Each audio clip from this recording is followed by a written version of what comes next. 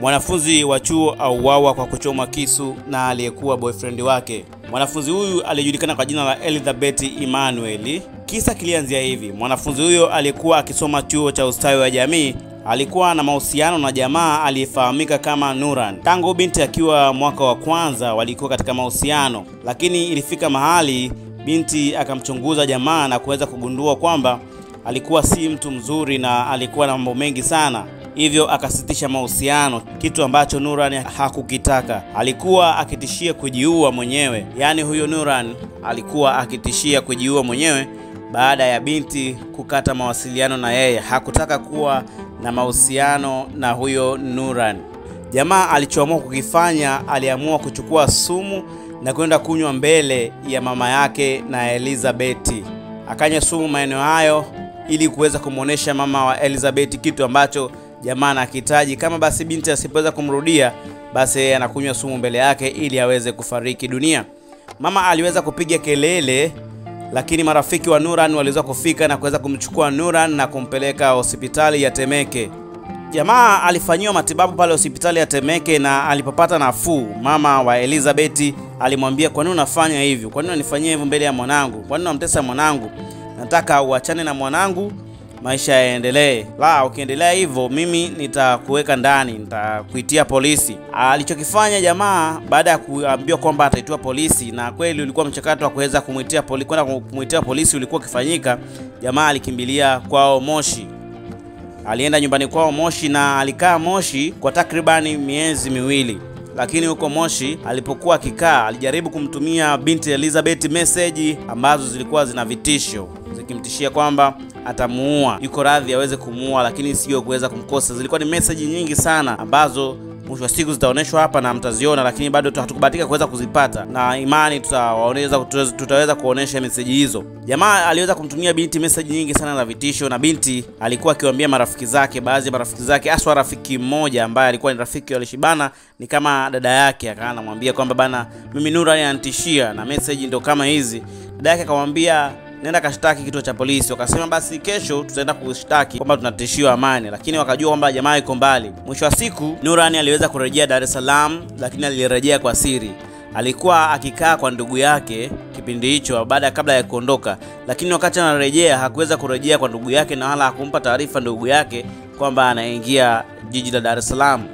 Ndugu yake aliweza kumuona na alishtuka kweli Nuran amefika, na alikuwa akijua kwamba Nuran hana nia njema na huyu binti tangu hapo awali. Sasa baada ya kumuona ndugu yake huyu, baada ya kumuona Nuran, akabidi ampigie simu Elizabeth na kumwambia kwamba akae mbali na awe makini pia, maana Nuran ameweza kuja Dar na wala hakuweza kuja nyumbani, na maana kwamba ana nia mbaya, hivyo awe makini sana sana sana. Ukweli Elizabeth alipewa taarifa na taarifa zilimfikia, na alimwambia dada yake ambaye ni kama rafiki yake pia, akamwambia bwana hivi na hivi. Hivyo wakapanga baada ya kuweza mambo yakikaa sawa, waende wakashtaki polisi kwamba tukio hili la kutishiwa.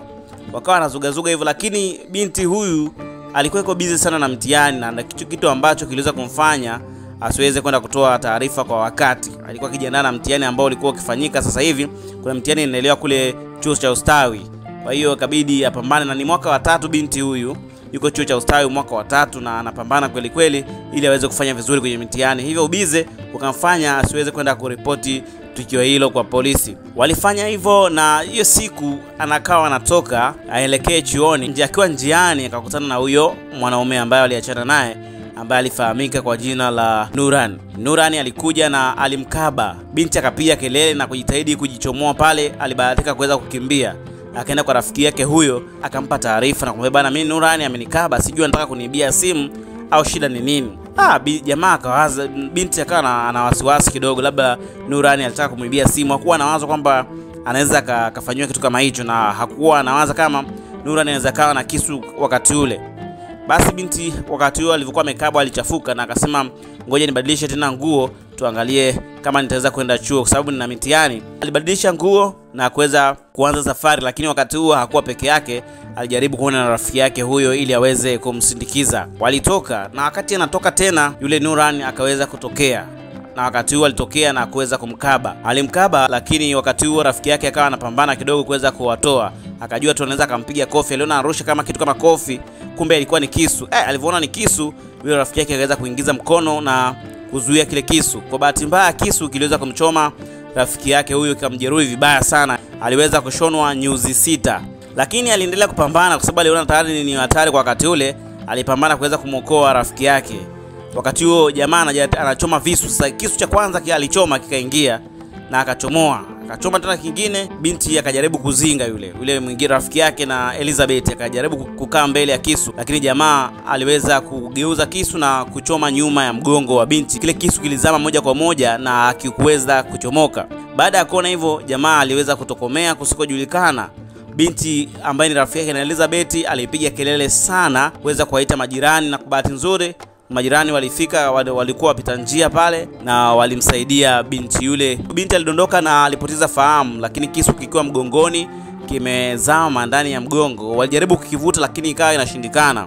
Baadaye walijaribu kuvuta kwa nguvu, mwisho wa siku wakaweza kukichomoa kile kisu na kuweza kumpeleka binti hospitali ya Temeke. Alipatiwa matibabu katika hospitali ile. Baada ya muda kesho yake asubuhi, ambayo ndio leo, binti akafariki dunia.